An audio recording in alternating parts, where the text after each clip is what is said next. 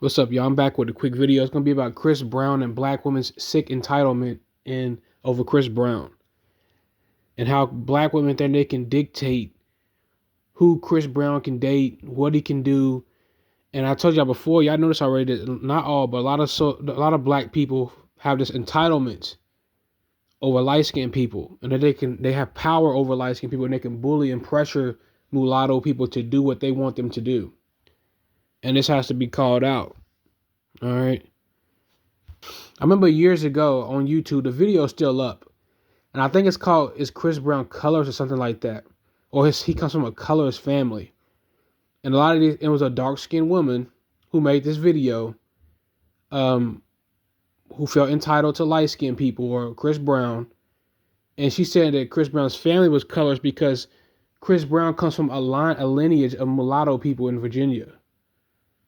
All right, if you look at Chris Brown's mother's side, it's nothing but a bunch of mixed race people who only did what they were supposed to do. They stayed with their kind if that's what they wanted to do. Chris Brown's parents are light skinned or mulatto. His parents are mulatto. It just goes back like it's like me. It's like a whole tribe of mixed people, right? And she was going through those photos and saying that Chris Brown comes from a colored family. I'm like, what are you talking about? And this is because there's too much overlap between the two groups. And it's giving these people this mentality that they can dictate what we do and what we can't do. And that's not how that works. And this comes from light skinned people not having boundaries with these people. If you're going to support Chris Brown, support that man's art, his creativity, his talent. Don't worry about what he's doing in the bedroom. All right.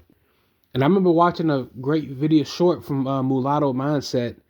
And he basically pointed out the fact that the black community was ran by dark-skinned women, and the white community was ran by Caucasian men. So therefore, those two people make the rules of their community. Now, unfortunately, light-skinned people have been lumped into the dark-skinned community, all right, because they lost theirs. We know the reason behind that already. If you watch the channel or the videos, that means that we have to follow dark-skinned people's rules. Now, when you're dealing with the light-skinned male, something I've always noticed is the light-skinned male does not follow the black community's rules. Some of them do. They kowtow to get what they got to get, but I've always noticed there's always been a huge remnant of light-skinned dudes who did what they wanted to do, and they would not bow down and serve the mother goddess of the black community, which is the dark-skinned female. The dark skin, that's why she gets to dictate and talk about who's a colorist, who can't go through colorism, because they think that they're the HBICs. They think they're the ladies who can dictate everybody and tell people who they can and can't date and who they can and can't, what they can and can't do, because they are the leaders of that community. And that's another reason why light-skinned guys are always punished, is because light-skinned men do not kowtow to dark-skinned women. They never have. It's not in our nature to listen to women that much, like, so they have this weird like thing where they can boss around light skinned people and tell them what they can and can't do. And like, I notice sometimes when people look at people as deities, usually you're supposed to serve the deity, but like, you do have sometimes where people, when they see a deity that they worship, if that deity doesn't worship them, like, they get very it's like it's a backwards way of thinking, but that's real. They'll get mad at that deity. Like, for example, like God, for example, the Most High. Like, some people will, like, if they get sick or something, they ask for something and they don't get it, they'll start disrespecting and try to boss around the Most High, and they'll curse the Most High.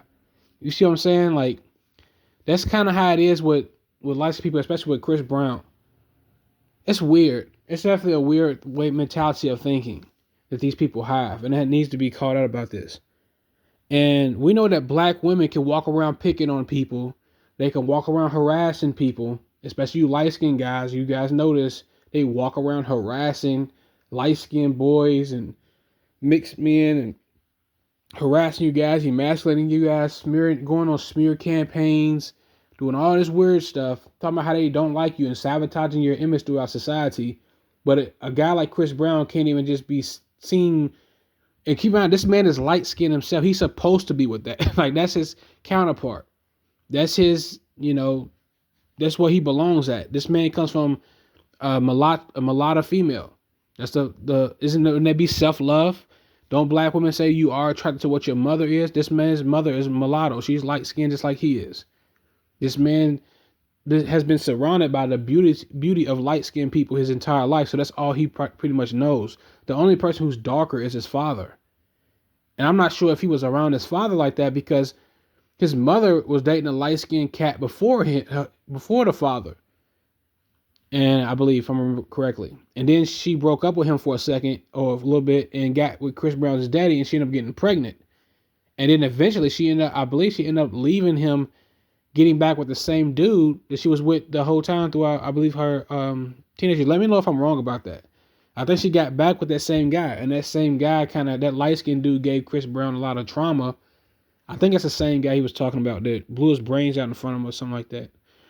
But Chris Brown been surrounded by his own kind his entire life, pretty much, outside his father. No one who looks different is his sister. She came out a little darker. But that man has been surrounded by people that look like him his entire life. Think about how entitlement and how sick these people are, light-skinned people. They're literally telling you that you cannot be attracted to your own kind. That doesn't sound off to you, but a lot of light-skinned people have been brainwashed to believe that that these people care about you guys. That they care about your well-being, that you are the same exact thing as them, and y'all not viewing it as like a team thing. Like they're trying to dominate you guys as a group, and that's why they do this stuff. But I'm gonna react to some videos to this that I've seen, and it's funny how these same black women who claim they lust after dark skinned men and these dark skinned dudes in Hollywood, they don't never call out these dark skinned guys individually. What about Tay Diggs? Tay Diggs is something that black women claim they like.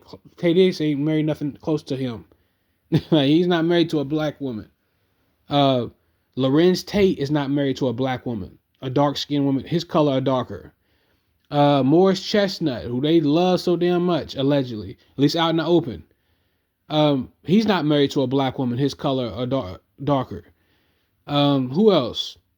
I mean, Idris Elba. Like the list just goes on and on. But why come you guys don't ever call these men out individually? Like y'all just want to sit there and target Chris Brown. And this is why I said it before on this channel. I don't really like support from dark skinned people like that. At least I'm cautious about it because it's very conditional. The support from dark skinned people is conditional, and a lot of times they will support you. They'll build you up just so they can see you fall, and it's like a weird fetish that they have. And you have to watch out for that. And they'll build you up just so they can boss you around and tell you what to do. So this is the reason why light-skinned people need to support one another more and have more of a culture. That we have to come up with a niche. But yeah, that's something I wanted to touch on. These women and their sick entitlement. Also, control also comes from fetish as well. That's like a fetish spirit. Feeling the need to control somebody. And also they just very powerless. Like they want a group of people they can boss around, tell what you can and can't be attracted to. Support Chris Brown's art and his creativity and his music, and just take it as that and go on somewhere. You wasn't gonna be with this man anyway. All right, but this is how entitled these people are, especially these women. Not all of them, but a lot of them have this sick entitlement over light-skinned people and light-skinned men, and no. All right. And yes, us light-skinned dudes who are, just civilians, we need to I wouldn't say necessarily support Chris Brown, but we do have to be more, vocal about these things. And we have to remind these girls that we're not your dark-skinned dope fiend sons. I'm just being real. I'm not trying to I'm just being honest. Or we have to set boundaries because these people, they don't respect light-skinned people's boundaries. And you can't really blame them because y'all don't have any, because y'all want to be a part of that group so bad. Y'all want to be next to them, adjacent to them a little bit too much.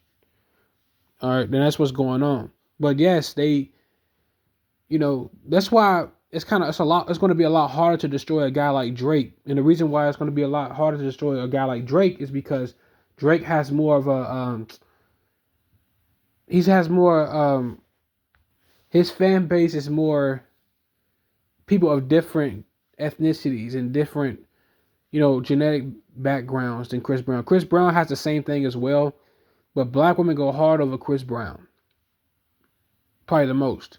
Now, with a guy like Drake, it's kind of balanced everywhere. So it's going to be a lot harder to control Drake than it would be Chris Brown, because black women are going to be like, we're your main support system. We're not going to support your shows if you don't cater to us, if you don't worship us. And that's why I said you have to be very wary of, you have to watch out for that, because dark skinned people will pull that when then they support you the most, especially the women. All right. I'm telling you, watch out for that. That's just why light skinned people should never, ever just try to pander and be in good graces with dark skinned people. Your swag, the way you dress, should never be just like how what's cool amongst people of color or dark skinned people. It should be balanced. We're supposed to be balanced. I never put dreads in my damn head. I'm a clean cut guy. I'm a 360 wave kind of guy. I stay in the middle. It's being clean cut because it gives you more options. It does. My look is more universal. I know they try to, years ago, it's kind of dying out now. They try to make dreads and all that stuff universal, which it was, but it's starting to fade out. But being like a clean cut mulatto man is unbeatable, because you can literally walk anywhere amongst women and have a versatile, you have a lot of versatility. Like you can have a lot of options with women just being clean cut. You should never just try to pander to the dark skinned community. You want to keep it balanced. Chris Brown gets all these damn tattoos. I don't think Chris Brown pandered to the black community at all, but like his look, like the way he conducts himself, throwing up gang signs, and he wants to be a street guy so bad, and it's just like, nah, like you're a little bit too indulged. Stay balanced. If Chris Brown didn't do all that gang stuff, if he didn't beat bitches up allegedly, I don't think black women, they would still love him, of course, but it wouldn't be like the entitlement wouldn't be there as much. And his fan base would be more versatile. Like it would be more, it would expand more amongst white women, and if all that stuff didn't happen. And he still has a lot of them as well. A lot of them. So yeah, but Chris Brown can sometimes go like too far with the gang banging stuff and the wild behavior. And all it's doing is scaring the non-black breezes away from him. You scaring money you could be getting and support you can be getting from them as well. So it needs to be a balance more, and don't fall for these shaming tactics to get you to act and behave like them all the time. I'm talking about dark skinned people. When they be like, you need to act more dark skinned, don't do that. That's a setup. All right, I'm just being real.